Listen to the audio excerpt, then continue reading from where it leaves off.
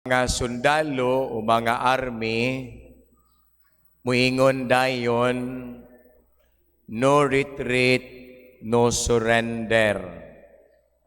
Ang naa sa Air Force, ingon dayon, no guts, no glory.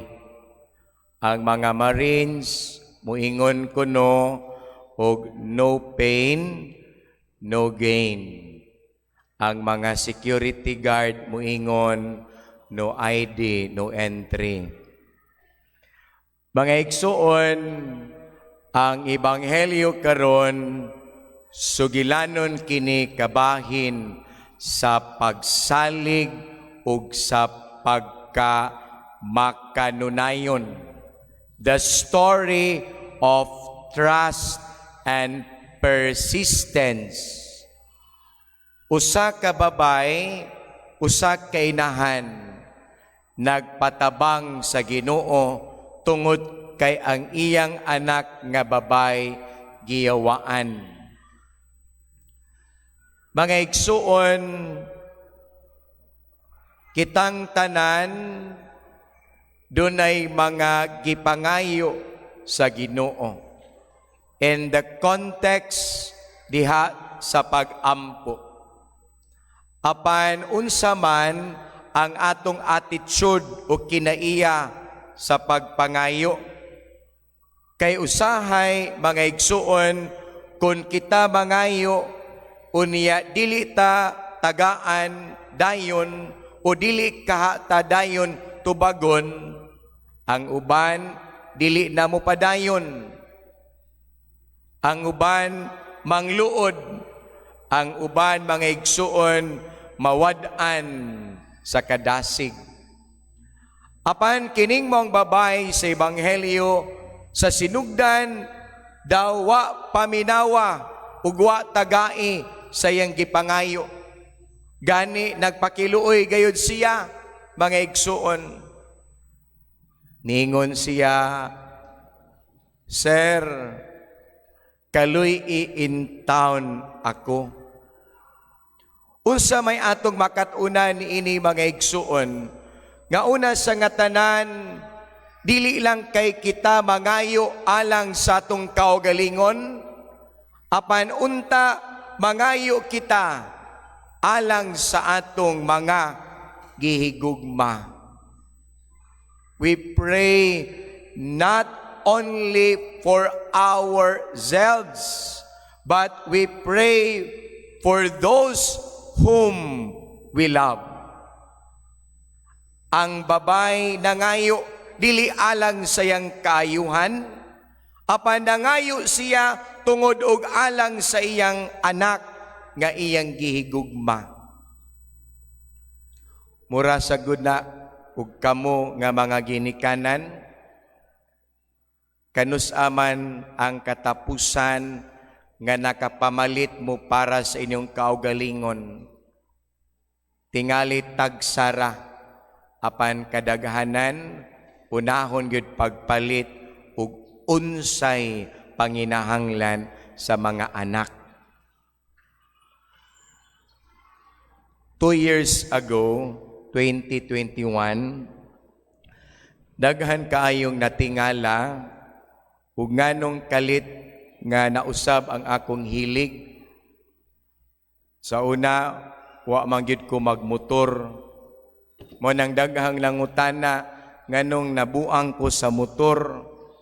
It started 2 years ago after my father died.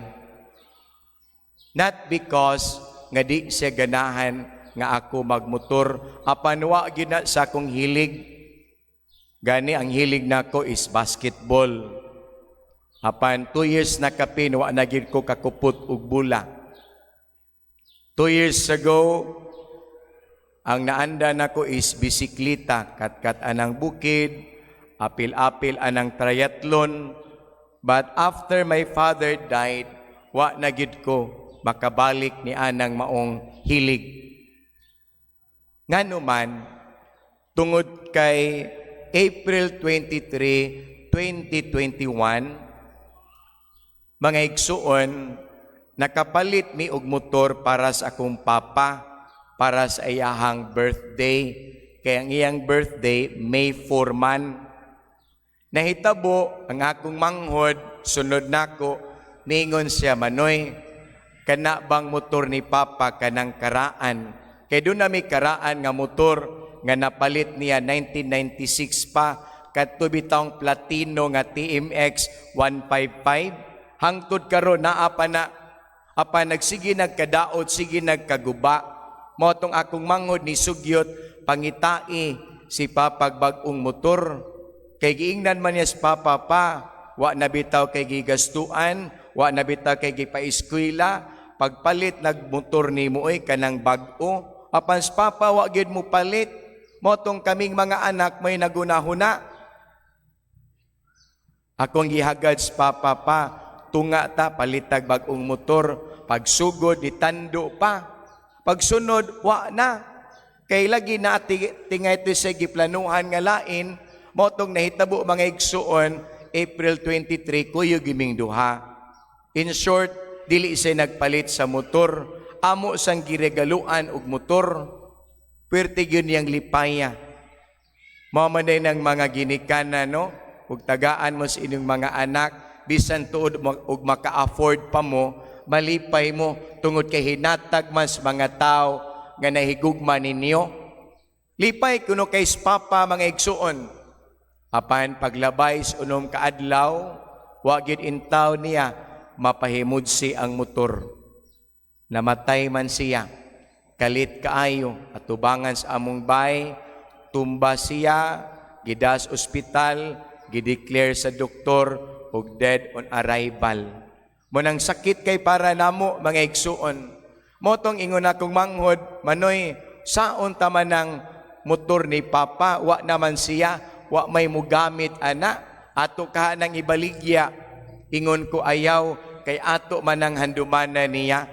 Motong nahitabo akong gida ang motor nga to sa akong parokyas Pulang Bato. Akong gikaton mga igsuon. Motoy una na akong motor-motor.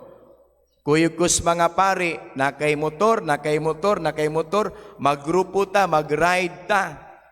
Motong sinugdan, mga igsuon. Wa nako gibaligya ang among hinatag. Motong nasubraan sa kabuang mga igsuon sa motor, hangtod karon, pwerteng dagkuan ang motor, di na lang padaganon, paluparo na. Apan duha gyud kahigayon, hapit ko mamatay anang motor. Disgrasya ko sa tabuilan, kusog among dagan, pagdaing kurbada pawa, so naaman ay bus. Wabita ko kalikay, ditso ko sa daplin, may kay wa ko mahug sa katunggan. Hug nahug pa ko sa katunggan, di tata magkita ron. Last year, August 6, diha mi gikas Balamban, sa kami crossing going to the city, Trans-Central Highway, kusog-kusog sa among dagan. Dayon sang kurbada mga igsuon, nabitan na ni overtake nako, hapit nako mabanggaan, ditso ko skilid, huwag mong miskanal, balik guning duha nako ka kaning duha. Nag-letter L guni, dakos ospital, buhi pa manggihapon, kuyawan lang kus ikatulong disgrasya puhon, simbako. Mga igsuon, ako ning gipaambit tungod kay una sa nga tanan, makat-ununta kita pagpangayo, dili lang kay alang sa atong kaugalingon. Apan, basically or fundamentally, ang atong pangayoon, mga igsuon sa Ginoo, kana mang makalipay alang sa atong gihigugma. Mangayo ta dili lamang alang sa atong kaugalingon. Apan mangayo ta alang sa atong mga gihigugma. Ikaduha mga igsuon, mangayo ganita, ayaw gyud og hunong ug pananglit dili pa ni ihatag kanimo. Ubani gyud og dakong pagsalig, usahay magampo ta, musurrender man dayon ta. Mabita na giingon, when you pray, kung ikaw magampo, if God answers your prayers, He increases your faith. But when you pray, when God seems did not listen and delay your prayers, He is asking your patience. Learn to wait. Mga igsuon, usahay, ug mangayo ta. Gusto man dayon ta nga, karon gyud dayon, ugma gyud dayon, apan dili baya. Doon natay pangayoon sa Ginoo, mga igsuon, posible baya nga iya nang dugayon, iya nang langayon, aron sulayan niya ang atong pagtuo. Ang babay, dili lang kay makausara, nagpakiluoy kang Kristo. Gani, gibugaw pa siya, ug nasuko pang mga tinunan, mingon pang mga tinunan, nay babay, gasunod-sunod na to, papahawaan na siya, kay saba kaayo. Mingon pa gyud ang Ginoo, dili maayo nga ipakaon sa mga iro ang kalanon nga alang sa mga anak. Apan ang babay mitubag sa pag-ingon, tinuod ka na, sir. Apan ang mga iro makakaon man bisa na lang sa mumho nga matagak gikan sa lamisa sa agalon. Ang gipangayo sa babay, mumho. Bisag mumho na lang, sir. Ingon ana baka ta mangayo mga igsuon sa Ginoo.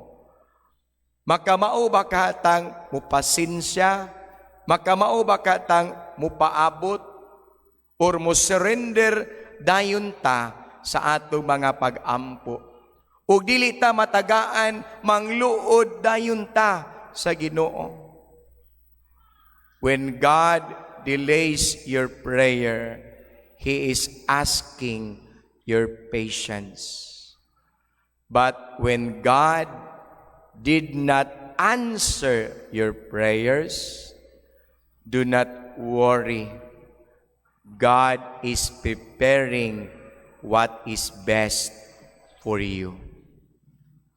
Usahay, di gyud tatagaan sa Ginoo sa atong mga gipangayo, nganuman kay dili man na para ato, apan nag-andam siya sa labing maayo alang kanato. Amen.